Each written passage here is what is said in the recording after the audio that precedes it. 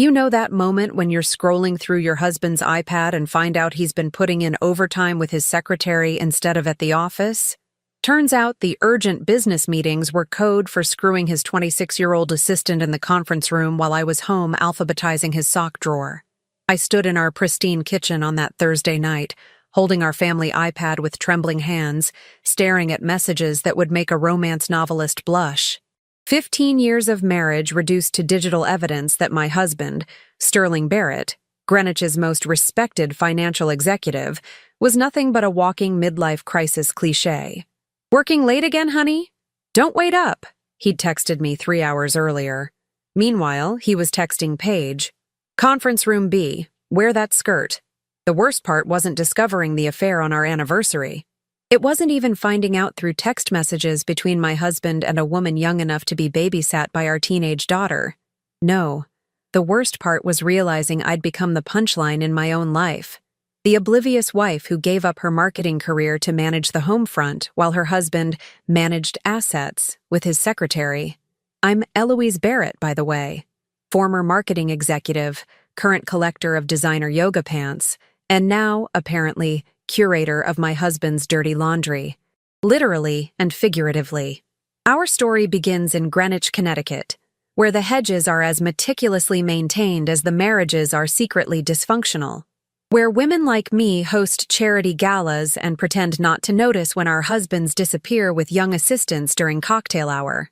That Thursday night, while our kids, Audrey 14 and Mason 11, were at sleepovers, I had planned a surprise anniversary dinner.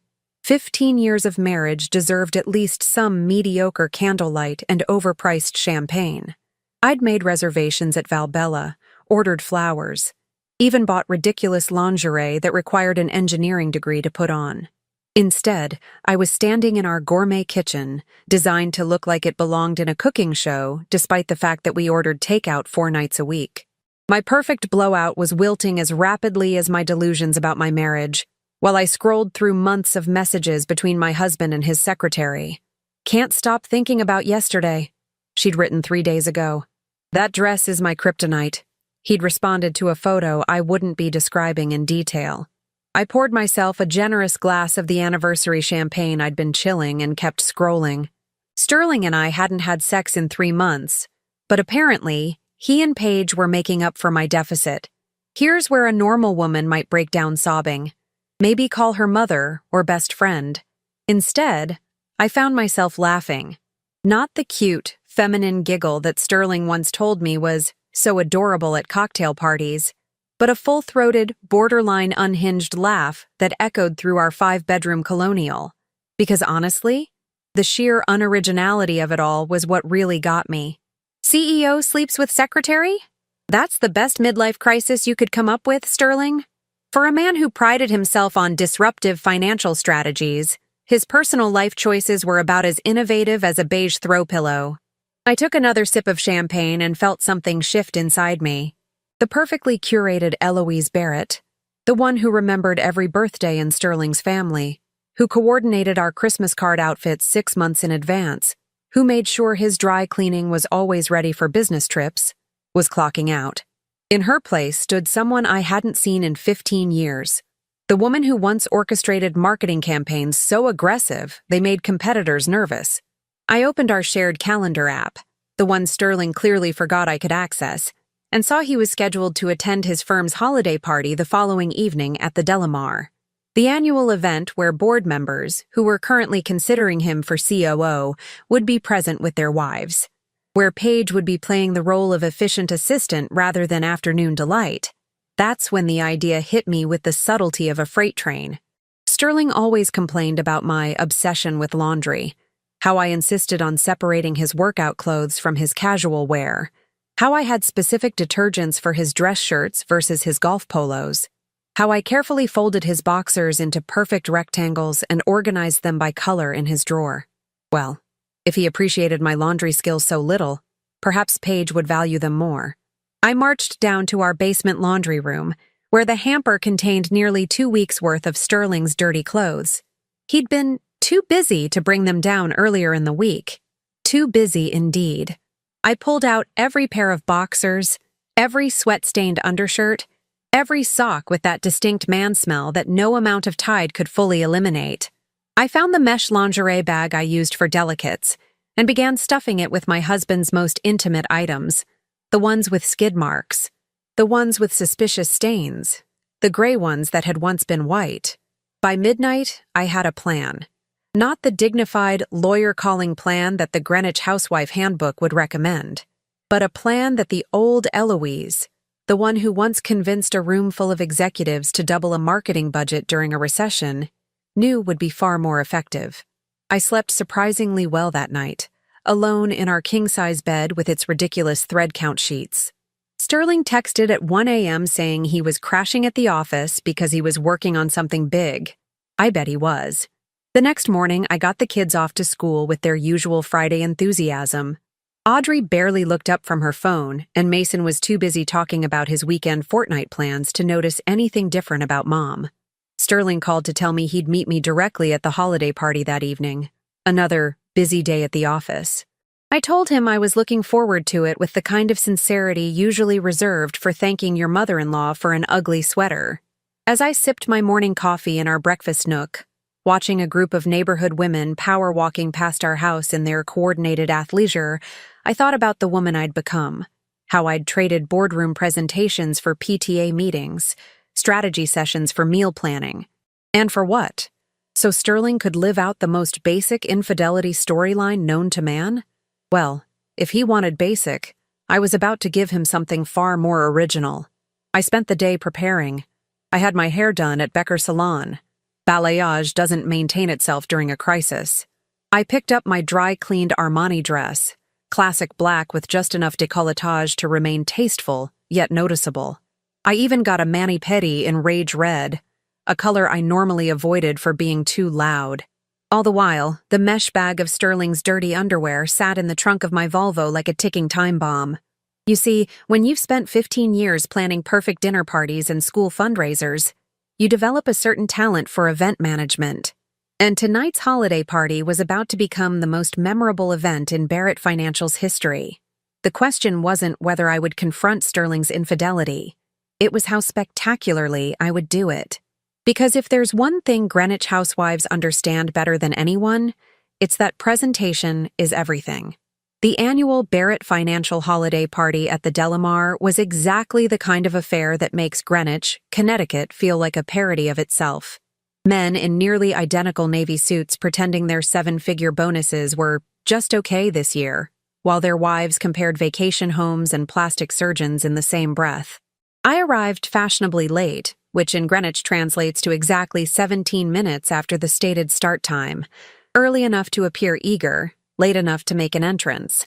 The valet gave my Volvo the slightly disappointed look reserved for cars worth less than 6 figures, completely unaware that the most valuable item in it wasn't the vehicle, but the mesh laundry bag in my designer tote. The ballroom was decorated in what I can only describe as corporate Christmas chic. Just enough sparkle to acknowledge the season without offending anyone who might celebrate something else. A 10-foot tree dripping with silver and blue ornaments, the company colors naturally, dominated one corner, while ice sculptures shaped like dollar signs slowly melted on the buffet table. Subtle. I spotted Sterling immediately. It's a wife's superpower to locate her husband in a crowded room, especially when he's standing suspiciously close to his 20-something secretary. Sterling was holding court near the bar, one hand gesturing emphatically as he no doubt explained some brilliant financial strategy, the other resting just a little too comfortably on Paige's lower back. Paige, wearing a dress that probably cost her entire monthly salary, was gazing up at him with the kind of adoration usually reserved for boy bands and religious figures. Her desk might be outside Sterling's office, but it was clear she'd spent plenty of time inside it. "Eloise, there you are!" My best friend Vera Mitchell materialized at my side, champagne flute already in hand. I was starting to worry you'd skip this thrilling display of corporate self-congratulation. Vera had been my sanity anchor since we both moved to Greenwich a decade ago. Her husband Curtis worked at Barrett Financial too, but unlike Sterling, Curtis actually seemed to enjoy going home to his wife, and missed the opportunity to watch middle-aged men get progressively handsy as the open bar works its magic. "Never," I replied, accepting the glass she offered. You look different tonight, Vera said, studying my face. Did you finally try that new Botox place in Stamford? No, just the sudden clarity that comes with discovering your husband is sleeping with his secretary. I said it so casually that Vera nearly choked on her champagne. He's what? Sleeping with Paige. Having an affair. Dipping his pen in the company ink.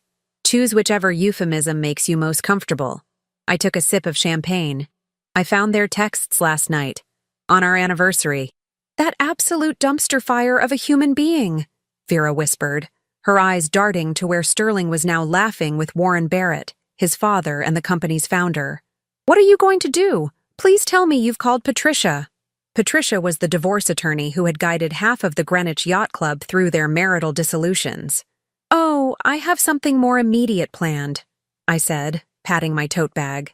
Something a bit more public. Vera's eyes widened. Eloise Barrett, what do you have in that bag? 15 years of laundry service, gift-wrapped for the other woman. Before Vera could respond, Warren Barrett spotted me and waved me over. Sterling's father had always liked me, probably because I dedicated years to making his son look good. There's my favorite daughter-in-law, Warren boomed as I approached. At 70, he still had the energy and volume of a man half his age. Sterling was just telling us about the Robertson account. Brilliant work. Was he? I smiled, giving Sterling a look that made him visibly uncomfortable. He's been working so hard lately. All those late nights at the office. Sterling cleared his throat. Just doing what needs to be done. Isn't that the truth? I said sweetly, then turned to Paige, who was hovering nearby with her tablet, playing the role of dedicated assistant. Paige, you look lovely tonight. That dress is stunning. Thank you, Mrs. Barrett, she replied, having the decency to blush.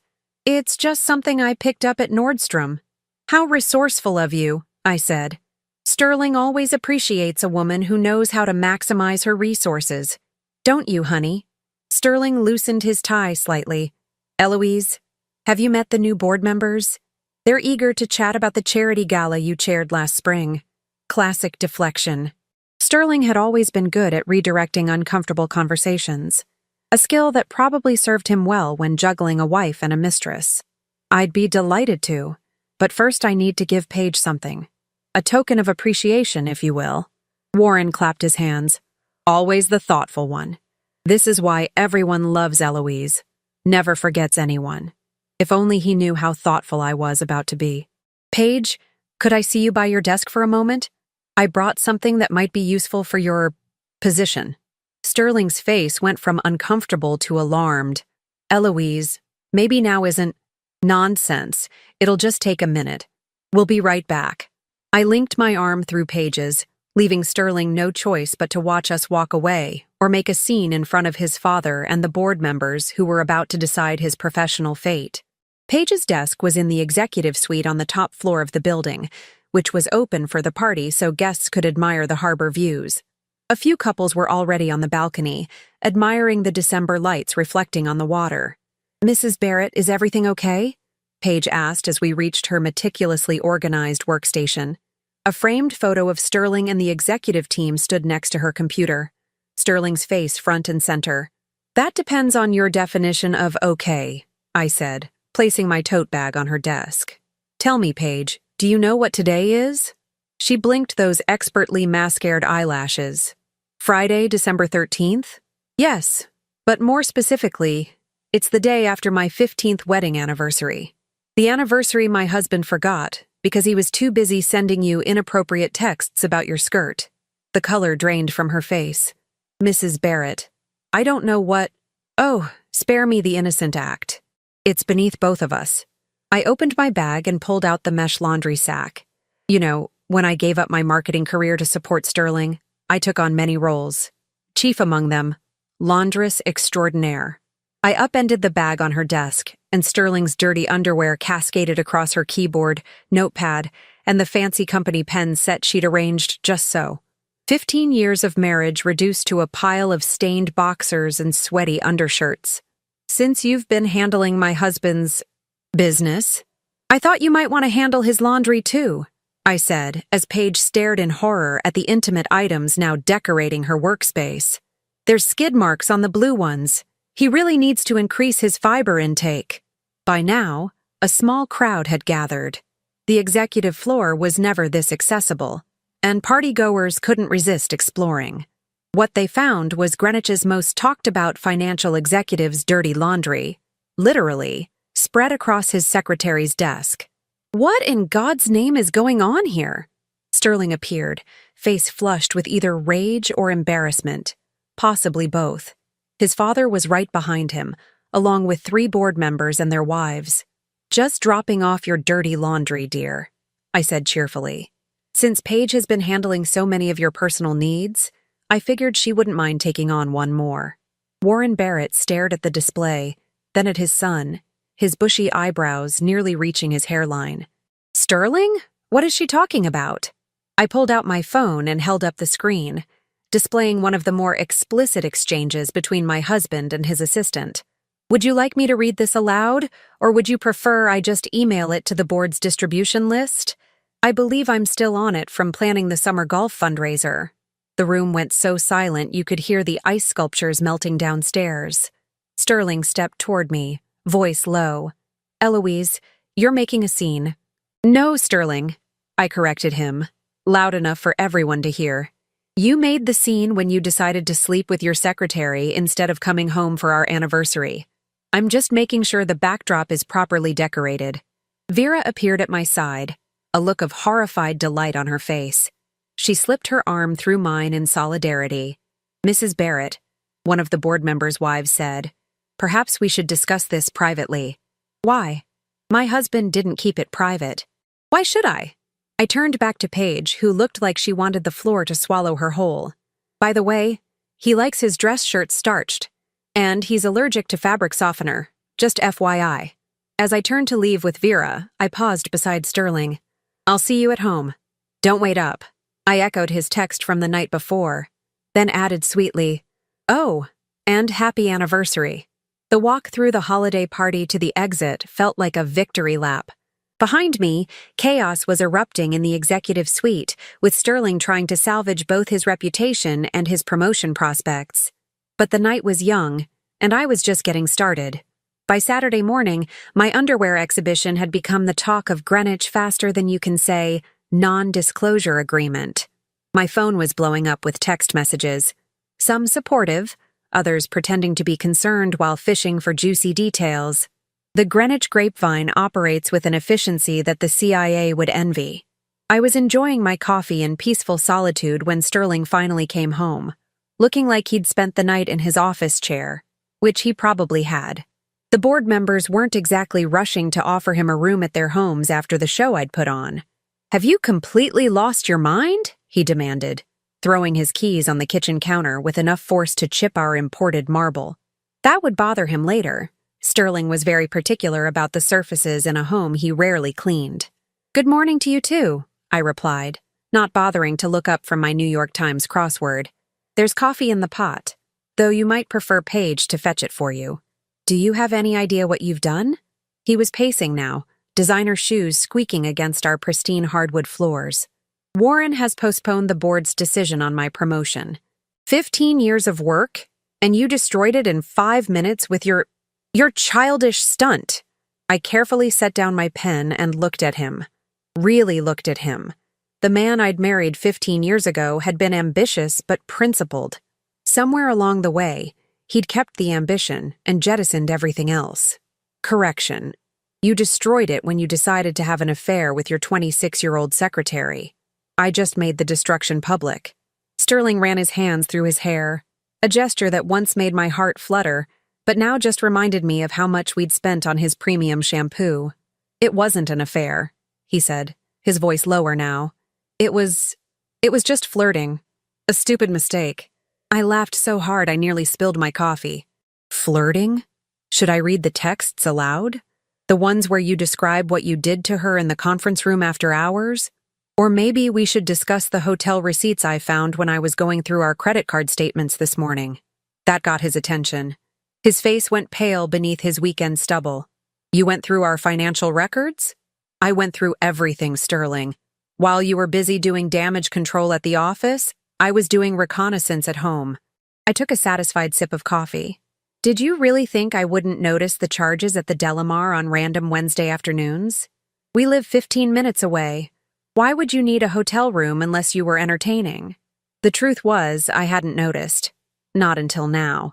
I'd been too busy being the perfect wife, managing our perfect life, to see that it was all built on quicksand. But Sterling didn't need to know that my detective work had been retroactive rather than proactive. It was a mistake, he repeated, sinking into a kitchen chair. A stupid midlife crisis. It didn't mean anything. That's fascinating, I said, closing my newspaper. Because I just got off the phone with Patricia Hollingsworth. Sterling's head snapped up. Everyone in Greenwich knew Patricia, the divorce attorney who'd taken half the hedge fund managers in Fairfield County to the cleaners. You called a divorce lawyer? His voice cracked slightly. Eloise, don't you think you're overreacting? We can work through this. Can we? Because I'm not sure I want to. I stood up and walked to the refrigerator, pulling out a pitcher of fresh squeezed orange juice I'd prepared earlier. Orange juice? I made it this morning. No pulp, just how you like it. Sterling stared at me like I'd grown a second head. You're offering me juice while telling me you're divorcing me? Multitasking is my superpower. You used to call it annoying when I'd plan a charity gala while cooking dinner and helping Mason with his science project. I poured him a glass anyway. And I didn't say I was divorcing you. I said I called Patricia. What's the difference? He took the juice, probably out of habit. The difference is that Patricia gave me options. I leaned against the counter. And unlike you, I believe in exploring all my options before making a commitment. Just then, Audrey wandered into the kitchen, eyes glued to her phone. At 14, she'd perfected the art of being simultaneously present and completely checked out. Mom, Olivia's mom wants to know if you're still chaperoning the winter formal next week, or if you're too busy destroying Dad's career. She didn't even look up as she delivered this bomb. Sterling choked on his orange juice. What? Audrey finally glanced up, shrugging with the indifference only a teenager can muster. It's all over Instagram, Dad. Mrs. Peterson got it on video. You're basically a meme now. She opened the refrigerator and extracted a yogurt. By the way, Mason's at Tyler's house until noon. Tyler's mom said she'll drop him off. With that, she drifted back upstairs, leaving Sterling and me in stunned silence. A video? Sterling whispered, horror dawning on his face. There's a video? Apparently so. I hadn't known about the video until now, but I wasn't about to admit that. The joys of living in the digital age. Nothing stays private anymore. Not affairs, not dirty laundry, nothing. Sterling looked like he might be sick on our custom tile backsplash. Eloise, what do you want? Money? The house? Just tell me what will make this go away. And there it was, the assumption that everything had a price. That's how Sterling had navigated his entire adult life, identifying what people wanted and calculating if he could afford to give it to them. What I want, I said carefully, is something you can't buy. Try me, he challenged, desperation giving him a second wind of confidence. I want you to understand what it feels like to have your value determined by someone else, to be reduced to a function rather than a person. Sterling's forehead creased. What are you talking about? For 15 years, I've been the CEO of this household. I've managed our social calendar, raised our children, maintained our home, supported your career, and organized every aspect of your personal life. Yet somewhere along the way, you decided I was replaceable, or at least parts of me were. I walked over to the built-in desk in our kitchen where I kept our family's paperwork meticulously organized. From the drawer, I pulled out a manila folder. This is my counteroffer, I said, sliding it across the island to him. Counteroffer to what? Sterling asked, not touching the folder. To divorce. Patricia helped me draft it yesterday. He finally opened the folder and began reading the document inside, his expression morphing from confusion to disbelief. This is insane, he muttered, flipping through the pages. You can't be serious. I'm completely serious. Think of it as a post-nuptial agreement. The terms are simple. You can stay in this marriage and this house, but with some adjustments to your job description. Sterling looked up at me. My job description? Since you seem to value Paige's professional contributions over my domestic ones, I thought it was time for a role reversal. I tapped the document. You'll take over all household duties: laundry, cleaning, cooking, carpool, social coordination. Everything I've been doing while you've been building your career and your extracurricular activities. And what will you be doing? He asked, his voice dangerously quiet. I've accepted a position at Mitchell Creative, I replied with a smile. Vera's husband Curtis has been trying to recruit me for years to rebuild their marketing department. I start on Monday. Sterling's jaw actually dropped. You took a job without discussing it with me? Oh, I'm sorry. Did I need to consult you before making decisions about my body and my time? That's interesting, because you certainly didn't consult me before spending yours with Paige. The front door opened and closed, followed by the sound of 11-year-old feet pounding through the hallway. Mom! Dad! Tyler's got the new PlayStation and his mom says they might get a dog, and can we please get a dog too? Mason burst into the kitchen, all freckles and energy, oblivious to the tension. We'll talk about it later, buddy, I said, ruffling his hair. Why don't you go upstairs and take a shower? You smell like you slept in a bag of chips. That's because Tyler's mom let us have chips for breakfast, he announced proudly before racing upstairs. When he was gone, Sterling carefully closed the folder. You're using our children as pawns? No, Sterling. I'm protecting them from understanding exactly how their father has betrayed their mother, which is more than you deserve. I picked up my coffee mug and headed for the doorway, then paused. You have until Monday morning to decide. Option 1, sign the agreement and commit to the new arrangement.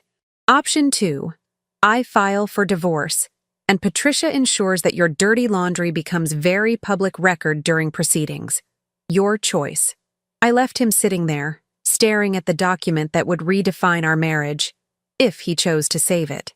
Upstairs, I closed my bedroom door and finally allowed myself a moment of uncertainty. I'd spent the last 24 hours operating on pure adrenaline and righteous anger. The strategic planner in me had taken over, but now, in the quiet of my room, I wondered if I was making the right choice. Then I heard my phone ping with a text notification. It was Vera. Battle station's ready. Operation Phoenix is a go whenever you are. I smiled. The old Eloise, the marketing executive who'd once orchestrated campaigns that changed consumer behavior nationwide, wasn't just back. She was just getting warmed up. Monday morning arrived with the kind of crisp December chill that makes Connecticut women clutch their cashmere cardigans a little tighter. I stood in front of my closet. The one Sterling had always joked was bigger than our first apartment, and surveyed my options with fresh eyes. No more Greenwich housewife uniform of designer yoga pants and discreet jewelry. Today called for corporate armor. I selected a sleek charcoal suit I'd preserved like a museum artifact from my previous life, paired with heels that meant business and a red lipstick that screamed it. 15 years of school bake sales hadn't diminished my ability to dress for the kill.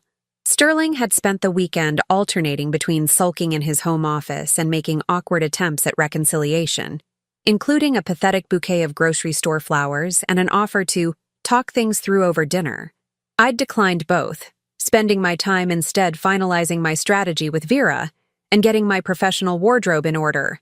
When I came downstairs, Sterling was standing in the kitchen holding the document I'd presented him, his signature freshly scrawled across the bottom. He looked like a man attending his own funeral.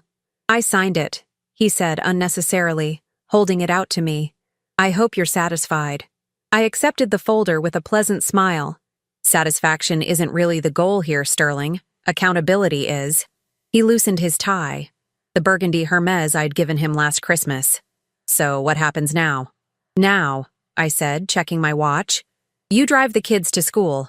Audrey needs to be dropped off first, then Mason. Mason has basketball practice after school, so he needs to be picked up at 5:30, not 3:15. There's a casserole in the refrigerator with baking instructions taped to the top. The dry cleaning needs to be picked up by noon, and the housekeeper called in sick, so you'll need to handle the bathrooms before the Mitchells come over for dinner at 7. Sterling stared at me, dumbfounded. Dinner? With the Mitchells? Tonight? Yes. I've already accepted a position with Curtis, remember? We're celebrating. I took the liberty of putting the details in your calendar. The one you apparently only check for hotel rendezvous with assistants half your age. His face reddened. Eloise, I have a meeting with the board today. They're reconsidering the promotion after I spent the entire weekend doing damage control. How nice for you, I replied, gathering my new designer briefcase. I have a meeting with the executive team at Mitchell Creative to outline my strategy for revamping their entire marketing approach. I suppose we'll both have an interesting Monday. I can't just drop everything to be a house husband, he protested, following me toward the garage door. I turned to face him. Interesting. That's exactly what you asked me to do 15 years ago when Audrey was born. Just for a few years, you said. We can afford it, you said. Family comes first, you said. Tell me, Sterling, was Paige considered family too? Or was she more of an extracurricular activity? That shut him up faster than a market crash. The school drop-off line starts getting congested around 7:45, so you'll want to leave in about 10 minutes, I advised, checking my lipstick in the hallway mirror. Oh, and don't forget, the lunch accounts need to be topped up today. The portal password is in the household binder in my desk drawer. Good luck. I walked out the door to the sound of Sterling frantically calling for the kids to hurry up, a symphony I'd conducted solo for a decade and a half. Mitchell Creative occupied a renovated warehouse in Stamford with the kind of industrial chic aesthetic that screamed, "We're creative, but also successful." When I walked in, Vera was waiting in the lobby, practically vibrating with excitement. "You look incredible," she gushed, embracing me. "Like a phoenix rising from a pile of dirty underwear." "Poetic as always," I laughed. "Is everything ready?" "Curtis has the whole team assembled in the conference room. And you'll never guess who reached out this morning asking if we had any positions available." I raised an eyebrow. "Who?" "Paige Monroe." Vera's grin was downright predatory. "Apparently, she's suddenly finding the atmosphere at Barrett Financial uncomfortable." I couldn't help but laugh. "Did she happen to mention if she had any laundry experience?" "I told her we'd keep her resume on file." Vera snickered. "In the circular file." "Op?"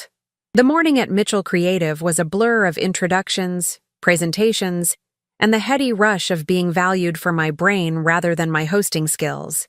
By noon, I'd already approved a new campaign direction and scheduled meetings with 3 potential clients who'd apparently been waiting for someone with actual vision to join the firm.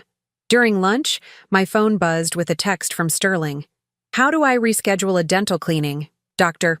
Peterson's office called and Mason was supposed to go in today at 2. I didn't bother replying. Learning through failure had always been Sterling's preferred method. For others, at least.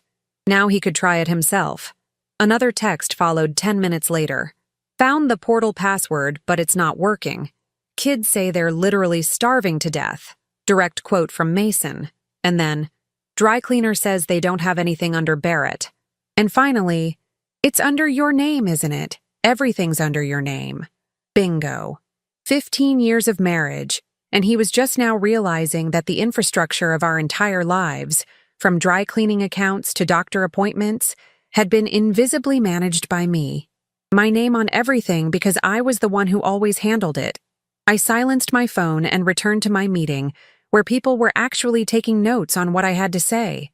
That evening, I arrived home at 6:45 to find our house in a state that could generously be described as lived in and accurately described as post-apocalyptic. Dishes filled the sink, school bags exploded across the entryway, and Sterling stood in the middle of the kitchen looking like he'd gone 10 rounds with a tornado.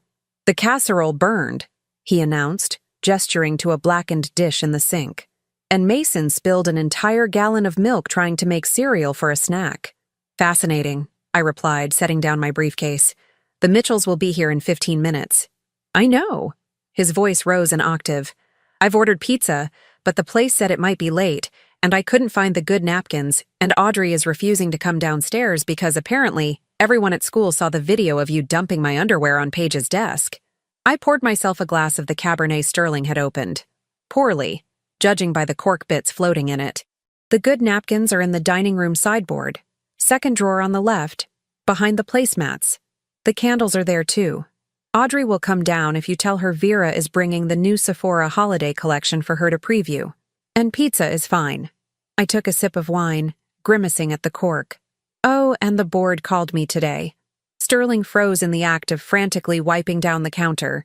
The board? Of Barrett Financial? Called you? Why? Apparently, Warren was quite impressed with my directness at the holiday party. He said it reminded him of how I used to handle difficult clients back when I worked in marketing and we first met. I swirled my wine. He also mentioned that he's reevaluating the company's direction, particularly regarding executive leadership. What does that mean? Sterling's voice was barely a whisper. It means, I said, setting down my glass, that your father is considering whether someone who can't manage his personal affairs ethically should be trusted to manage client investments. He's invited me to lunch tomorrow to discuss my thoughts on the matter. The doorbell rang before Sterling could respond. That'll be the Mitchells, I said cheerfully. You might want to change your shirt. You have what looks like spaghetti sauce on the collar. The Italian place on Main never seals their takeout containers properly.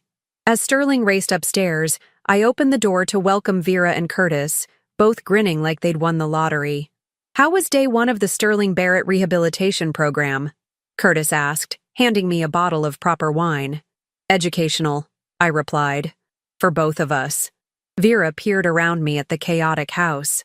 I see he's excelling at domestic management the same way he excelled at marital fidelity. He's learning, I said, accepting the Sephora bag Vera had brought for Audrey. Sometimes growth requires a complete breakdown of the existing structure. Curtis nodded appreciatively. I see the marketing strategist never really left you. She was just rebranding.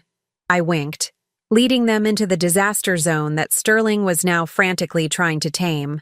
Watching my husband, the man who once lectured me about the importance of presentation, scramble to fold, throw blankets, and hide dirty dishes, brought a satisfaction no amount of retail therapy could match. The best revenge, I was discovering, wasn't just living well. It was making sure the person who wronged you had a front-row seat to your renaissance. 1 year later, I stood in our kitchen, immaculate now that Sterling had finally mastered the art of cleaning, and watched through the window as my husband struggled to hang Christmas lights on our maple tree. The same task that he'd once declared too tedious and hired people to do was now firmly in his job description, along with laundry, meal planning, and maintaining our social calendar. He's using the wrong ladder again, Vera observed, sipping her coffee beside me. Our Saturday brunches had become a tradition since the Great Underwear Revolution, as we'd come to call it. I know, I replied, but he'll figure it out when he can't reach the top branches. Growth requires failure. You're positively zen these days, Vera laughed. Corporate success agrees with you. She wasn't wrong. In the 12 months since I'd returned to the workforce, Mitchell Creative had doubled its client roster, largely due to my overhaul of their marketing strategy. The promotion to Chief Marketing Officer had come after just 6 months, along with an office that had an actual door instead of those ridiculous open-concept cubicles that make everyone feel like they're perpetually auditioning for their jobs. Speaking of corporate success, Vera continued, have you made a decision about Warren's offer? Ah, yes, the offer. 4 months after my underwear exhibit, Warren Barrett had restructured the executive team at Barrett Financial. Sterling had kept his job but lost his shot at the C-suite. Instead, Warren had created a new position, Chief of Client Relations, and offered it to me.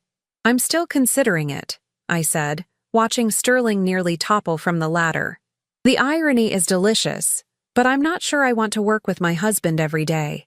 I've just gotten used to having adult conversations that don't involve permission slips or pasta preferences. Through the window, I could see Audrey emerge from the house, phone predictably in hand, to critique her father's decorating efforts. At 15, she'd blossomed once freed from the shadow of her parents' dysfunctional marriage. Mason, now 12, was at basketball practice, driven there by Sterling in the minivan he once refused to be seen in, but now piloted with the grim determination of a man who'd learned that status symbols don't do school carpools. The doorbell rang, and Vera raised an eyebrow. Expecting someone? Just the final touch to our holiday preparations, I said with a smile, heading to answer it. On the porch stood Paige Monroe, holding a large shopping bag and looking considerably less polished than she had during her secretary days. After the holiday party incident, she'd left Barrett Financial and, through a series of career missteps that absolutely did not involve any subtle sabotage from me, had ended up working at the high-end cleaning service we used for special occasions. "Mrs. Barrett," she nodded stiffly, "I'm here for the pre-holiday deep clean." "Of course," I said warmly, stepping aside. "Sterling will show you where the supplies are kept. He's become quite the expert on household management." The look that passed between Paige and Sterling when he came inside to find her standing in our foyer was worth every penny of the exorbitant fee the cleaning service charged.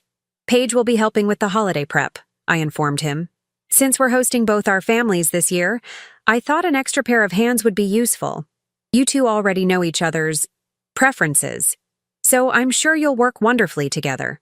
Sterling's face cycled through at least 5 distinct emotions before settling on resigned acceptance. This was our new normal. I made the money and the decisions. He made the beds and the dinner. "The guest bathroom needs special attention," he told Paige in the professional tone he'd developed for domestic matters. "The kids have friends over constantly, and somehow they managed to get toothpaste literally everywhere." As they walked away, Vera slow-clapped beside me.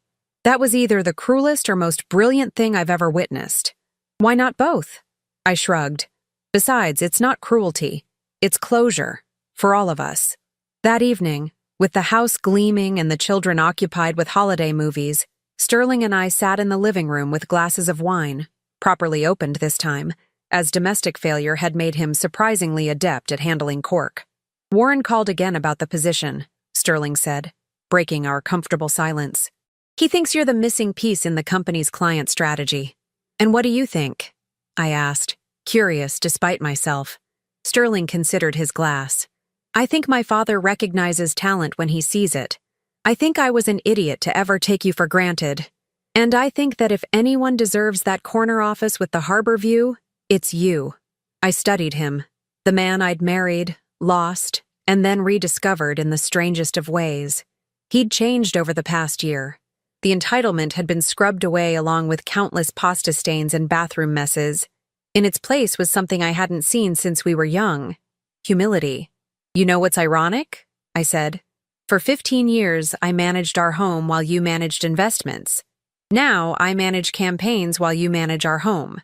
We've completely switched roles, and somehow, we're both better at our new jobs than we were at our old ones."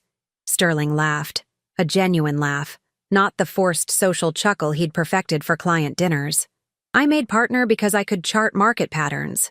Turns out I completely missed the pattern in my own life, which was, that partnership means actual partnership, not outsourcing the parts you don't want to deal with." I raised my glass. "To belated realizations." He clinked his glass against mine. "And to dirty laundry, both the kind you wash and the kind you air out." We sat in silence for a moment, the Christmas tree lights reflecting in our windows, before Sterling asked the question that had been hovering between us for months. "Are we going to be okay, Eloise? Really okay?" I considered this. The affair had broken something fundamental between us, but the aftermath had forced a reconstruction that was, surprisingly, stronger in many ways. "I think," I said carefully, "that we're going to be something better than okay. We're going to be honest." Outside, snow began to fall, dusting our meticulously decorated yard with fresh possibilities. Sterling would have to shovel it in the morning. That was in our contract. But I might help him, not because I had to, but because I was starting to want to. The greatest revenge isn't just making your cheating husband do laundry for eternity, though that part is undeniably satisfying. The greatest revenge is reclaiming yourself so thoroughly that the betrayal becomes merely a plot point in your origin story, not the defining chapter. Or as I like to put it, sometimes you have to air out all the dirty laundry to find out which relationships are color fast and which ones bleed. Turns out, catching your husband burning evidence of his secret love child in your kitchen sink creates a special kind of marital bonfire, one that comes with complimentary custody hearings and alimony payments. There I was, standing in my immaculate Lake Forest kitchen with overpriced Starbucks pumpkin cold brew dripping from my frozen fingers, watching my husband of 14 years transform into an Olympic-level paper destroyer. Graham's face morphed from concentration to pure horror, when he realized I was 5 hours early from my HR conference in Chicago. Nothing says, "I'm totally not having an affair," like frantically trying to extinguish evidence while screaming, "You can't see this." For a financial consultant who advises millionaires on their investment strategies, Graham was displaying the subtlety and composure of a toddler caught finger-painting the living room walls. His Brooks Brothers tie was askew, his carefully styled salt-and-pepper hair stood on end, and he had that wild-eyed look I'd previously only seen when our homeowners association threatened to fine us for having the wrong shade of beige on our mailbox. "Ophelia, you're home early," he sputtered, frantically trying to drown the smoldering paper remnants while simultaneously shoving others into his pockets. In his panic, he knocked several sheets onto our Italian marble floor, one of which performed a perfect figure skating routine right under our kitchen island. With the casual grace of someone who's spent years pretending not to notice her husband texting under the dinner table, I bent down to retrieve my fallen lipstick and snagged the paper. The universe has a twisted sense of humor sometimes. Or maybe it was karma finally picking up my calls after I'd ghosted her for years of blissful suburban denial. There it was, printed on official Lakeside Women's Clinic letterhead, a positive pregnancy test for Paige Montgomery, 28, with a paternity test confirmation naming Graham Mercer as the father. The test was dated exactly during the period my husband was supposedly working 80-hour weeks on that Boston project. Funny how Boston apparently required so much overtime that he couldn't even FaceTime with Nash and me most nights. "Give me that!" Graham lunged across our massive kitchen island, knocking over the decorative bowl of perfectly arranged lemons I'd set out that morning. Such a waste. I'd spent 15 minutes positioning those lemons just right for my Instagram post about morning gratitude rituals. "Is this why Paige suddenly got promoted last spring?" I asked, scanning the document. "Because nothing says qualified for a raise quite like carrying your boss's baby while his wife plans your office baby shower?" Graham's face cycled through emotions faster than our son Nash clicks through Netflix options. "It's not what you think," he stammered, reaching for the paper again. Classic line. Next, he'd tell me she meant nothing to him, like that somehow made impregnating his 20-something assistant better. "Let me guess. She tripped and fell on your DNA?" I clutched the paper tighter while doing quick mental math. The document was dated from February, exactly 9 months ago. The due date was circled for next week. "This was a mistake," Graham pleaded, his face contorted into what I assume he thought was sincerity, but looked more like constipation. "A one-time thing during the Boston project." "Interesting how a one-time thing managed to create an entire human being," I replied, noticing the doctor's notes about co-parenting plans scrawled in the margins, and apparently requiring multiple meetings with her OB/GYN, where you've been discussing custody arrangements. Graham ran his hands through his hair, creating a look that screamed midlife crisis, more than his recent purchase of a Tesla had. "I was going to tell you, after I figured things out." "By figuring things out, you mean incinerating the evidence in our sink?" Bold strategy.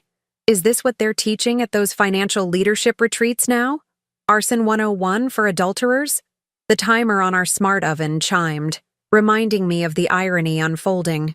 I'd set it that morning to remind myself when Weston would arrive for our weekly Wednesday wine night, a standing appointment that Graham consistently forgot about. Now I understood why. Nothing kills the mood of an affair like your wife's divorce attorney best friend dropping by for Cabernet and charcuterie. "Graham, your timing is impeccable, as always," I said, glancing at the clock. "You have exactly 28 minutes to explain why I shouldn't call your boss Douglas right now and tell him his star financial advisor is burning client information in our kitchen. I'm sure Callahan Financial would love to hear about your document disposal methods." Graham blanched. "You wouldn't. 30 minutes ago I wouldn't have. But 30 minutes ago, I thought I was married to a workaholic with a slight addiction to fantasy football, not the star of How to Get Away with Impregnating Your Assistant." What Graham didn't know was that the universe had already been rearranging pieces on my behalf. Earlier that day, I'd received and accepted an executive HR position in Seattle, a dream job I'd been secretly interviewing for over the past month. The offer letter was sitting in my purse, next to the bottle of Dom Perignon I'd bought to celebrate what I thought would be a difficult conversation about relocation. Now it looked like that champagne would be christening my independence instead. "Did you even think about what this would do to Nash?" I asked, my voice quieter. Our son was the only reason I was keeping my voice down instead of reaching full suburban banshee mode. "How exactly were you planning to explain to our 12-year-old that he has a newborn half-sibling?" Graham had the audacity to look offended. "I love Nash more than anything. Except, apparently, condoms," I retorted, earning a wince. My phone buzzed with a text from Weston. "Got that Barolo you wanted, ETA 20 mins. Should I grab dessert too?" A plan began crystallizing in my mind with the clarity of the diamond on my finger. The one Graham had upgraded for our 10th anniversary with what I now suspected was guilt-motivated generosity. "You know what's interesting about this situation?" I asked, sliding the incriminating paper into my Kate Spade portfolio. "For someone who specializes in risk management, you've created the perfect storm. Your pregnant assistant is due next week. Your best client's retirement portfolio review is tomorrow, and your wife just accepted a job 3,000 miles away." Graham's face went from ghostly pale to sickly green. "What job? What are you talking about?" I smiled, feeling the strange liberation that comes with holding all the cards for once. "The executive HR director position at Rainier Tech in Seattle. I start November 1st, which gives me just enough time to file for divorce, sell this monument to your midlife crisis." I gestured around our recently renovated kitchen that Graham had insisted needed Viking appliances, "and get Nash enrolled in a school where he won't have to hear whispers about his father's special kind of family planning." The doorbell rang, announcing Weston's early arrival. Graham's eyes darted between me, the doorbell, and the still smoldering sink full of evidence. "Perfect timing," I said, straightening my blazer. "Weston's a bit early for wine night. You remember my best friend, right? The divorce attorney who specializes in cases involving infidelity and hidden assets? I think you two might have a lot to talk about." Graham's face performed an impressive color-changing spectacle, from ghost white to fire engine red in under 3 seconds. For a moment, I wondered if I should call 911 instead of letting Weston in. But watching my husband have a medical emergency might delay my perfectly orchestrated emotional demolition, and I'd already envisioned how this scene would play out. "You invited Weston over tonight? Tonight of all nights?" Graham hissed, frantically trying to dispose of the remaining evidence, including what appeared to be a sonogram tucked into his wallet. "So much for the business receipts," he claimed to keep in there. "It's Wednesday, Graham. We've had wine night every Wednesday for the past 4 years. The fact that you conveniently forgot about it 53 Wednesdays in a row isn't my scheduling problem." I smoothed my blazer and headed toward the door. Besides, tonight's theme is assets and where to hide them. Seems especially relevant.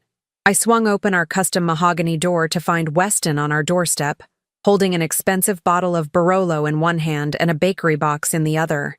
Weston Flynn, with his perpetually perfect hair and custom suits, looked like he'd stepped out of a Divorce Attorneys of New England calendar, assuming such a thing existed, which it absolutely should.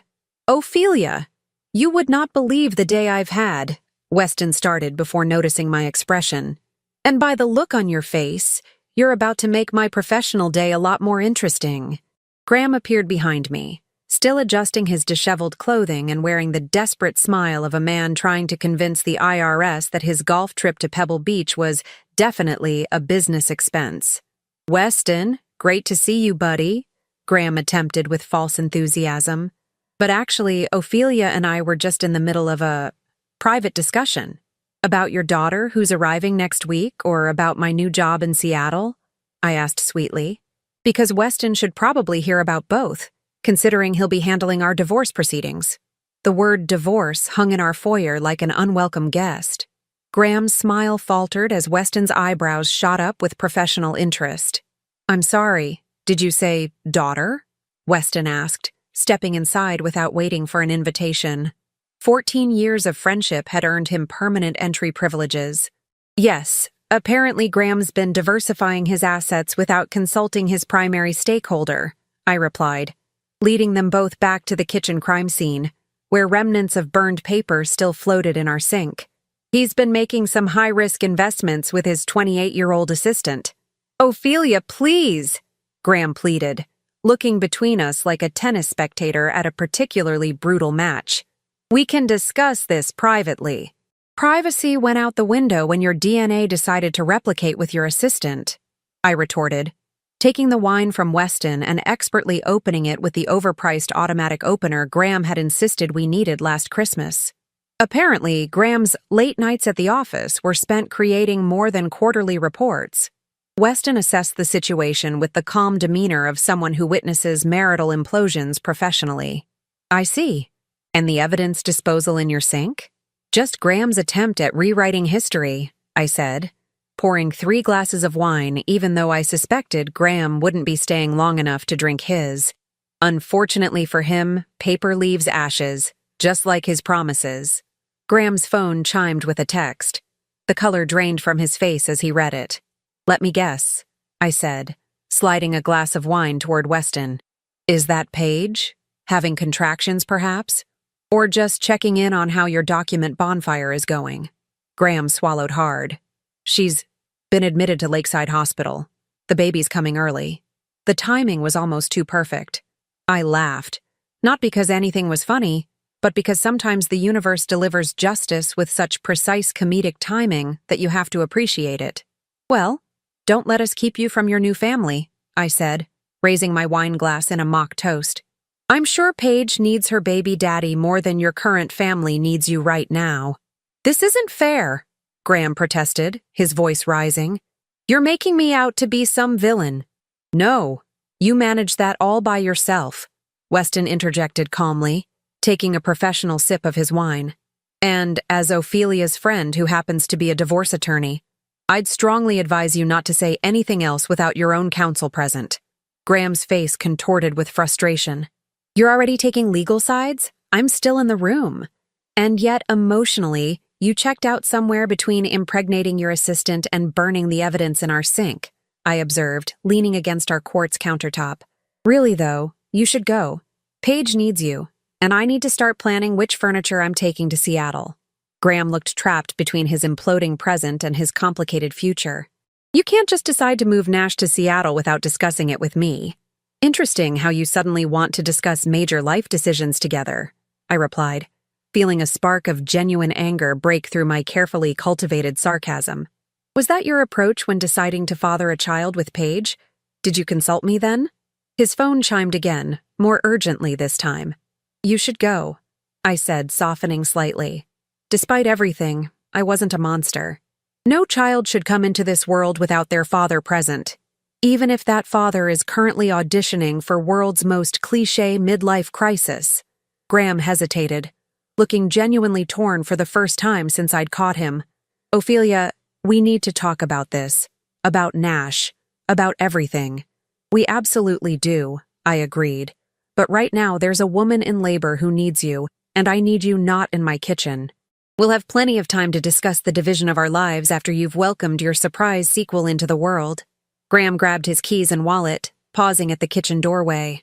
"This isn't how I wanted you to find out." "Obviously," I replied dryly. "Your preferred method involved arson."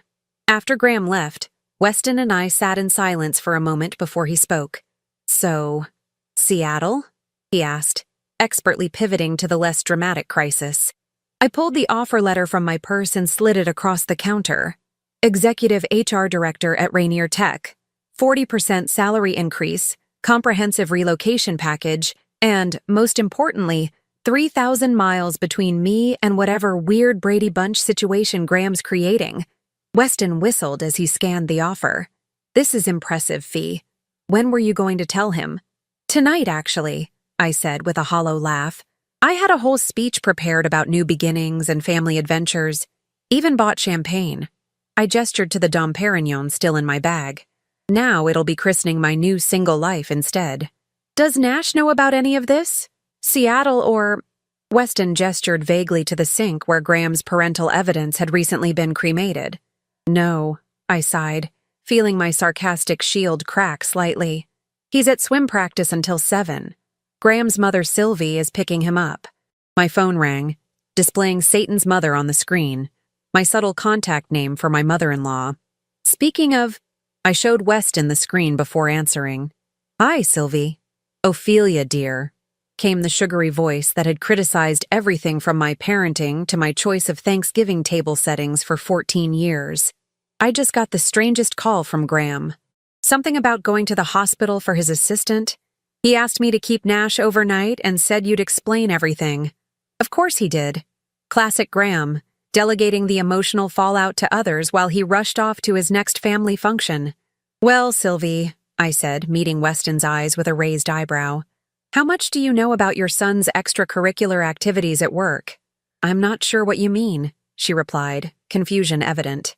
"Let's just say Nash isn't going to be your only grandchild by this time tomorrow," I replied. "Graham's assistant Paige is in labor with his child. So yes, keeping Nash overnight would be helpful while I figure out how to explain to our son that his father has been auditioning for a reality show called Secret Second Families of Lake Forest." The silence on the other end was so complete, I checked to see if the call had dropped. "See?" Sylvie finally said, her voice uncharacteristically small. "Should I bring Nash home in the morning? Or, actually, could you bring him to my office tomorrow? I think that conversation should happen on neutral territory, preferably somewhere without memories of his father setting fire to our sink." After hanging up, I looked at Weston, who was already pulling out a legal pad from his briefcase. "So," he said, with the efficiency of someone who'd seen this scenario hundreds of times, "let's talk strategy. Because Graham just handed you the nuclear codes to this divorce, and I'm thinking we should start by changing the locks." By Thursday morning, I had accomplished more before 9 a.m. than most people do in a week of productivity seminars. I'd changed the locks, thanks to Weston's emergency divorce locksmith, who apparently made a living helping scorned spouses secure their fortresses, transferred half our joint savings into my personal account, perfectly legal pre-filing, as Weston reminded me, and practiced my "your father made a catastrophically stupid decision" speech approximately 17 times in the mirror. The Lake Forest Starbucks was crowded with the usual Thursday morning crowd, soccer moms in Lululemon discussing their latest Botox appointments, remote workers pretending their lattes justified hogging tables for 4 hours, and the occasional executive looking important between meetings. I'd chosen this location for its strategic advantages. Public enough that Sylvie wouldn't create a scene when dropping Nash off, but private enough for booths in the back where I could destroy my son's image of his father in relative seclusion. My phone vibrated with a text from Cora Barrett, my coworker and confidant at Preston Global HR. "Cora, did you tell Graham about Seattle yet? How'd he take it?" I stared at my phone, wondering how to encapsulate the nuclear explosion of my marriage in a text message. Me. He took it surprisingly well, considering he was busy burning evidence of his love child who's currently being born at Lakeside Hospital. 3 dots appeared immediately, disappeared, reappeared, and finally, "Cora. What the actual fork? Calling you now." I declined the call with a follow-up text explaining I was about to tell Nash and would call her later. As supportive as Cora was, her particular brand of righteous outrage would require more emotional energy than I could spare right now. Through the window, I spotted Sylvie's silver Mercedes pulling into a parking space. Even from a distance, I could see her perfect blonde highlights and permanently dissatisfied expression. Nash hopped out, his lanky preteen frame already showing hints of the height he'd inherit from Graham. The thought sent an unexpected pang through me. How many more reminders of his father would I see as Nash grew? My phone buzzed again. Graham. "It's a girl. 7 Libes 2OZ, everyone's healthy. No name, no apology. Just a birth announcement like we were distant relatives who required formal notification." I typed and deleted several responses ranging from "Congratulations on your spectacular achievement in ruining multiple lives simultaneously" to "Does she have your inability to use birth control or your talent for document arson?" Instead, I simply replied, "Nash and I will be at Starbucks until 10. After that, we're going home to pack. Your key doesn't work anymore." The bell above the door chimed as Sylvie and Nash entered. My son spotted me and waved, his face lighting up with that innocent smile that hadn't yet been tainted by the knowledge of his father's betrayal. Sylvie's expression, however, had transformed from her usual controlled disapproval to something more complex, a mixture of embarrassment, anger, and what appeared to be genuine concern. "Mom, Grandma let me have Cocoa Puffs for breakfast," Nash announced triumphantly as he slid into the booth opposite me. "Did she now?" I replied, raising an eyebrow at Sylvie, who had always lectured me about proper nutrition and sugar content whenever I allowed Nash anything remotely processed. Sylvie had the decency to look slightly embarrassed. "Exceptional circumstances call for exceptional measures," she said primly, standing awkwardly beside our table rather than sitting. "Nash, darling, I need to speak with your mother privately for a moment. Why don't you go order whatever ridiculous sugar-laden concoction teenagers are drinking these days?" I handed Nash $20, and he bolted toward the counter with the enthusiasm of someone who'd just been granted unlimited access to the forbidden menu items. "It's true, then?" Sylvie asked the moment Nash was out of earshot. "Graham really has a—" She couldn't bring herself to say the word baby or child, as though speaking it aloud might make the scandal more real. "Yes, his assistant Paige delivered a baby girl about 3 hours ago. 7 pounds, 2 ounces of irrefutable evidence that your son should have paid more attention in sex education." Sylvie flinched but didn't take the bait. Instead, she lowered herself into the seat Nash had vacated, her Chanel suit immaculate despite having hosted a preteen sleepover. "What are you planning to do?" The question surprised me. I'd expected defense of Graham, or perhaps a subtle suggestion that I'd somehow driven him to seek comfort in younger, more fertile arms. "I'm taking the job in Seattle," I replied firmly. "Nash and I leave November 1st. I've already spoken with the school there, and they're expediting his admission."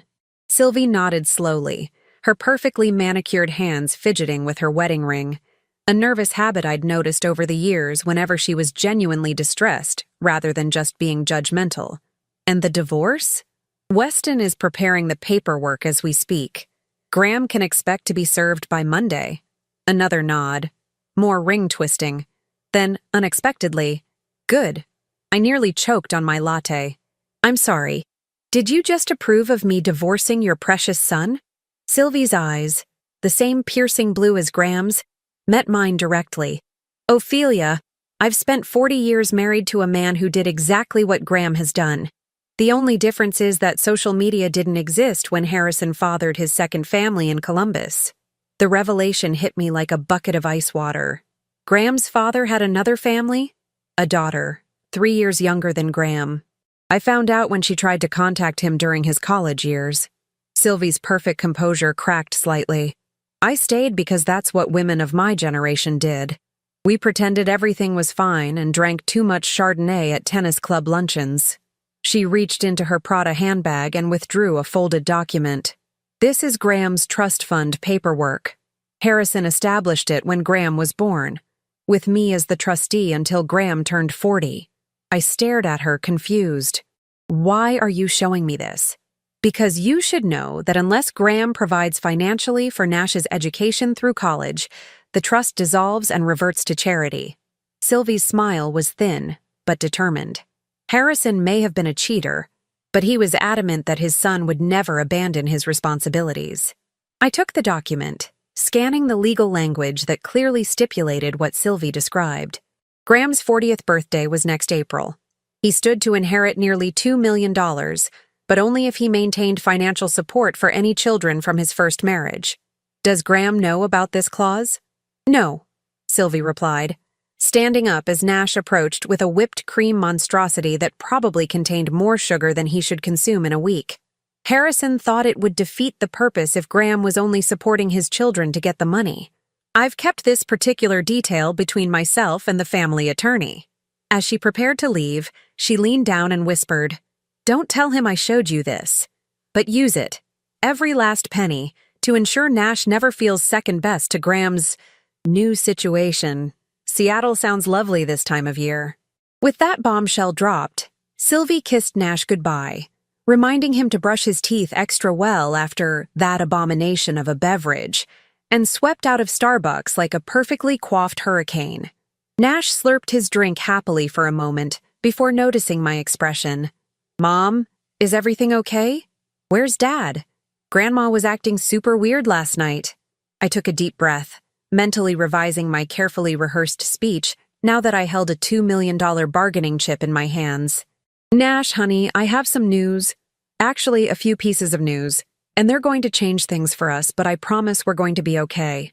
As I began explaining about Seattle, saving the half-sister revelation for after we'd established the exciting aspects of our move, my phone lit up with a call from Weston. Sorry, sweetie, I need to take this quickly, I told Nash, who nodded and returned to his sugary concoction. Tell me you haven't filed yet, I said without preamble when I answered. Good morning to you too, Weston replied dryly. And no, not until Monday as planned. Why? Because I just discovered Graham's about to inherit $2 million when he turns 40, but only if he financially supports Nash through college. Weston's low whistle was audible even in the noisy coffee shop. Well, isn't that a fascinating development? And you know what the best part is? What? Washington State is a community property state, but Illinois isn't. If you establish residency in Seattle before filing, I smiled for the first time in 24 hours. I think I'm going to need you to come over tonight to discuss strategy, bring more wine, and possibly a calculator. As I hung up, I looked at Nash. So innocent, so unaware that his world was about to shift dramatically. But as I watched him happily decimating his whipped cream tower, I realized something important. Kids are resilient. And with $2 million of his father's trust fund backing his future, Nash would be more than fine. I had been preparing to play defense. Now, I was ready to orchestrate the most financially devastating offensive in Lake Forest divorce history. Telling your 12-year-old that his father had created a bonus family member is about as fun as explaining tax audits to kindergartners. But Nash surprised me with his resilience. After the initial shock, his primary concern was whether we'd still have good Wi-Fi in Seattle. Kids and their priorities. So Dad has another kid now. Like today? Nash had asked, processing the information with remarkable calm as we sat in our kitchen Thursday evening. Yes. You have a half-sister as of early this morning, I confirmed, watching his expression carefully. Nash considered this while munching on pizza, my go-to crisis food. Does this mean I have to share my PS5 when she visits? She won't be using your PlayStation for at least 5 years, honey, I assured him, relieved his concerns were practical rather than emotional. And by then, they'll probably have PS7 or whatever. Cool. He nodded, reaching for another slice. So we're moving to Seattle because Dad messed up? We're moving to Seattle because I got an amazing job opportunity, I clarified, sticking to the positive aspects. The timing just happens to work out well with Dad's current situation. Is it because of the trust fund thing? I heard Grandma mention it. I nearly choked on my water. What exactly did you hear? Something about Dad getting money when he turns 40 if he pays for my college, Nash said with a shrug. Grandma was on the phone with someone when she thought I was playing video games. I'm not stupid, Mom. I suppressed a smile. My son was smarter than we gave him credit for. That's part of it. Your dad has some decisions to make about how he wants to handle his new responsibilities while still taking care of us. By Sunday evening, 3 days after the birth of little Mia Montgomery Mercer, yes, hyphenated, apparently Paige had negotiated that detail during their secret co-parenting planning sessions, our house looked like a logistics company had exploded inside it. Moving boxes lined the hallways and I'd sorted our possessions into categories that would have made Marie Kondo proud. Take to Seattle, sell immediately, and leave for Graham as reminders of his colossal failure. The doorbell rang at precisely 7 p.m. Graham, right on schedule for the visitation time I'd generously granted him to see Nash before our departure. I'd strategically planned this meeting after consulting with Weston and reviewing the trust fund paperwork Sylvie had provided. Everything was perfectly orchestrated for maximum impact with minimal drama. I opened the door to find Graham looking like he'd aged 10 years in 4 days. Unshaven, bags under his eyes, wearing a wrinkled Brooks Brothers shirt, the universal uniform of a man experiencing the consequences of his actions. You changed the locks, he stated flatly, as if this was the greatest injustice in our current situation. And you changed our family structure. We're both full of surprises lately. I stepped aside to let him in. Nash is in the living room. You have 1 hour. Graham stood awkwardly in the foyer, surveying the packed boxes. You're really doing this? Just taking off to Seattle? The movers arrive Tuesday. We fly out Thursday. I gestured toward the living room. Nash is waiting. Their reunion was stilted but civil. Nash, bless his adaptable preteen heart, acted like his father hadn't just detonated our family structure. They discussed school, swimming, and the Seattle Seahawks while I pretended to organize kitchen items nearby. Close enough to intervene if necessary, but giving them space. After 45 minutes, I made my move. Nash, can you go upstairs and make sure your gaming setup is properly packed? I need to discuss some paperwork with your father. Once Nash had disappeared upstairs, I retrieved a manila folder from my home office and joined Graham at the dining table we'd bought together during happier times. So I had an interesting conversation with your mother, I began casually, watching Graham's expression shift from exhaustion to wariness. Sylvie needs to mind her own business, he muttered. Funny thing about family secrets, they tend to become everyone's business eventually, I replied, sliding the trust fund documents across the table. Especially when they involve $2 million. Graham stared at the paperwork, his face cycling through confusion, shock, and finally understanding as he scanned the highlighted sections. Is this my father's trust? Where did you get this? From the person who's been managing it for the past 25 years. Your mother seemed to think I should be aware of certain provisions. I tapped the key paragraph. Particularly this one about financial support requirements for children from your first marriage. Graham's face darkened. She had no right, much like you had no right to start a second family while still legally committed to your first one, I interrupted smoothly. But here we are, navigating the consequences of everyone's choices. I pushed a second document toward him, the settlement agreement Weston had drafted. This outlines the terms I'm proposing. Nash's college fund fully funded up front. Half of your investment portfolio transferred to my accounts. The house sold and proceeds split 50-50. This is highway robbery, Graham protested, flipping through the pages. You're taking almost everything. Actually, I'm taking considerably less than Washington state community property laws would entitle me to if I established residency before filing, I replied, savoring his look of confusion. This is the bargain option, Graham. The fire sale, if you will. Though you're already familiar with setting things on fire. Graham's jaw clenched. And if I refuse? Then we do this the hard way. I file in Washington after establishing residency. Your trust fund details somehow find their way into the proceedings. Your new family and your company get dragged through a messy public court battle. I leaned forward. Or you can sign these papers, fulfill your obligations to Nash as specified. And I'll ensure this stays as private as possible. You're blackmailing me, he said incredulously. I prefer to call it strategic negotiation, much like you preferred to call your affair with Paige working late at the office. I slid a pen toward him. Semantics are funny that way. As Graham stared at the documents, I delivered my final blow. Oh, and Douglas Palmer called yesterday. Graham's head snapped up. My boss? Apparently, he was quite concerned when you missed the Anderson retirement portfolio review on Thursday. I may have mentioned you were at the hospital for the birth of your child. You didn't.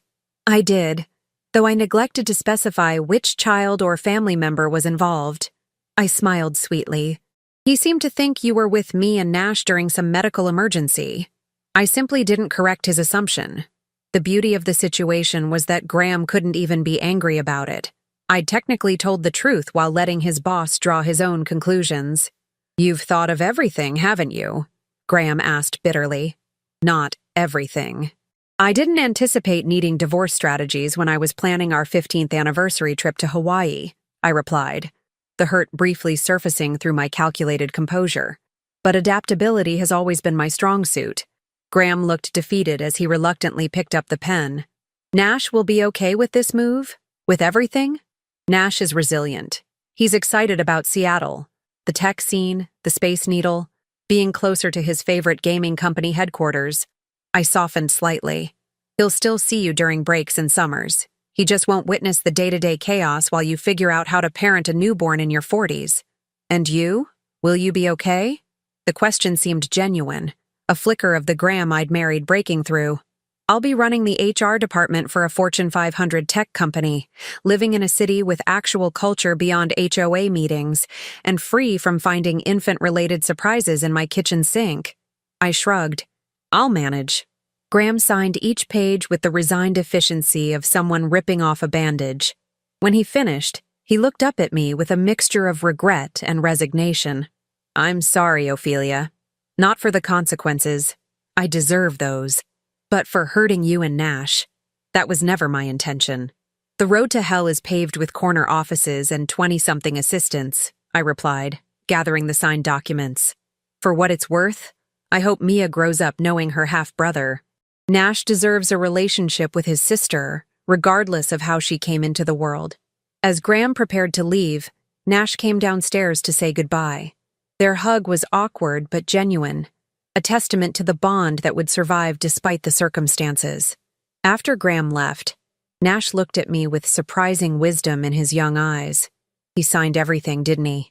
I nodded. How did you know? Nash shrugged with the casual insight of someone who had observed more than we'd realized. Grandma Sylvie told me to trust you. She said you'd make sure everything worked out right. In that moment, I felt an unexpected wave of gratitude toward my formerly frosty mother-in-law. Apparently, the Mercer women had formed our own alliance, one that would ensure Nash's future was secure, regardless of Graham's new domestic adventures. 6 months is apparently all it takes to transform from suburban corporate wife whose biggest crisis was a PTA fundraiser dispute to independent Seattle executive who makes major decisions without consulting a man who can't even consult a condom wrapper. The universe works in mysterious ways, often delivering life lessons through catastrophically painful situations, like finding your husband incinerating evidence of his reproductive misadventures in your kitchen sink. April in Seattle brought cherry blossoms, persistent drizzle, and a notification from my attorney that Graham's trust fund had officially been disbursed, with the college account for Nash fully funded as stipulated in our agreement. Outside my downtown condo's floor-to-ceiling windows, the Space Needle stood against the misty skyline, a monument to fresh starts and upward mobility, both literal and metaphorical. Mom, Dad's calling, Nash shouted from his room, where he'd been setting up for his weekly virtual chess match with Graham. These digital father-son bonding sessions had become their new normal, an arrangement that actually seemed to work better than their previous in-person relationship. Nothing like 2,000 miles of separation to improve family dynamics. Tell him I'm busy running a department and rebuilding my life, I called back, only half joking. Despite everything, I'd kept my promise to facilitate Nash's relationship with his father. Children shouldn't pay the price for adult stupidity, even when that stupidity resulted in surprise siblings. My phone buzzed with a text from Sylvie, who had somehow transformed from judgmental mother-in-law to surprisingly supportive ally in record time. Congratulations on your 6-month Seattle anniversary. Harrison would have been impressed with how you handled everything. Nash looks happy in the photos you sent. I smiled, appreciating her unexpected support throughout this transition. Who would have thought my ex-mother-in-law would become one of my biggest advocates? Turns out, women who've been disappointed by the same man often form the strongest bonds. My response was simple. Thank you for everything, especially the trust fund paperwork. Nash sends his love. Nash emerged from his room looking thoughtful. Dad wants to know if it's okay to bring Mia to Lake Forest when I visit this summer. He says he wants me to know my sister. I considered this carefully. Despite my justified anger toward Graham, I'd made a conscious decision not to poison Nash against his half-sister. How do you feel about that? Nash shrugged with the beautiful simplicity of preteen logic. She's just a baby. Not like she chose Dad to be her dad. Plus, Grandma Sylvie says she looks like me when I was a baby, so that's kinda cool. Then it's fine with me, I replied, impressed once again by his maturity. Just make sure your dad knows you're coming to Seattle for the gaming convention in July. That's non-negotiable. Already told him. He said he'd change Mia's doctor appointment. Nash grinned. I think he's scared of you now. Good. Fear is the appropriate response to someone whose kitchen you set on fire while destroying evidence of your infidelity. I ruffled his hair. Healthy fear builds character. Later that evening, I sat on my balcony with a glass of wine, scrolling through photos from my first 6 months in Seattle. Nash at the top of the Space Needle. My new office with its view of Puget Sound. The team dinner after we landed the Westridge account. Each image represented a piece of the new life I'd built from the ashes of Graham's domestic arson. My phone rang. Cora calling from Chicago. "How's life in rain country?" she asked when I answered. "Significantly drier than my marriage ended up being," I replied, taking a sip of my Cabernet. "How's Preston Global HR without my stabilizing influence?" "Chaotic. Your replacement is a disaster who thinks work-life balance means checking emails during his kid's birthday party instead of during the actual birthday song." Cora paused. "You heard about Graham?" My stomach tightened slightly. "What about him?" "He and Paige broke up. Apparently she's moved to Columbus with the baby. Graham's been moping around the office looking like someone stole his favorite calculator." I absorbed this information with surprising neutrality. Columbus. Interesting choice. Why's that interesting? Just family history repeating itself. I didn't elaborate further, thinking of Harrison Mercer's second family in the same city. How's Graham handling single fatherhood during his custody time? From what I hear, Sylvie's doing most of the heavy lifting when Mia visits, Cora replied. Speaking of which, Douglas finally figured out that Graham's medical emergency in October wasn't exactly a family crisis, at least not with his first family. The promotion Graham was angling for went to Thatcher instead. Karma really is having a field day with him, isn't she? I mused, feeling vindicated, but not particularly joyful about Graham's struggles. Success was my best revenge, not his failure. Enough about Lake Forest drama. Tell me about this mysterious Seattle man you mentioned last time, Cora prompted. I smiled, thinking of Elliot, the architect I'd met at a client dinner in February. Intelligent, kind, and blissfully uninterested in producing surprise offspring with his coworkers. We're taking things slowly, very slowly, like glacial slowly. Smart woman, Cora approved. No need to rush back into domestic bliss. After hanging up, I sent Nash a text reminding him about his orthodontist appointment tomorrow, then opened my laptop to review quarterly projections for my department. The promotion I'd received last month had come with greater responsibilities and a corner office, tangible evidence that my professional value hadn't diminished just because my marriage had combusted. Life after marital implosion had proven surprisingly liberating. Without Graham's passive-aggressive commentary about my career ambitions, I'd flourished professionally. Without the constant balancing act of managing his social calendar and ego, I had energy to actually pursue my own interests. It turned out that losing a husband who burns evidence in kitchen sinks wasn't a loss at all. It was a cosmic correction, redirecting me to the path I should have been on all along. They say that when someone shows you who they really are, believe them the first time. Graham had shown me exactly who he was, a man willing to set fire to papers rather than face consequences. In return, I'd shown him exactly who I was, a woman capable of rising from those very ashes, taking her son and the family trust fund to build something better on the other side of the country. As I watched the Seattle sunset paint the sky in watercolor hues of pink and gold, I realized the most satisfying plot twist in this whole ordeal. Sometimes the best revenge isn't just living well, it's living authentically, freed from the constraints of other people's poor decisions. That, and making sure your ex-husband's trust fund pays for your son's entire Ivy League education. Because nothing says, "I've moved on" quite like financial security and transcontinental distance.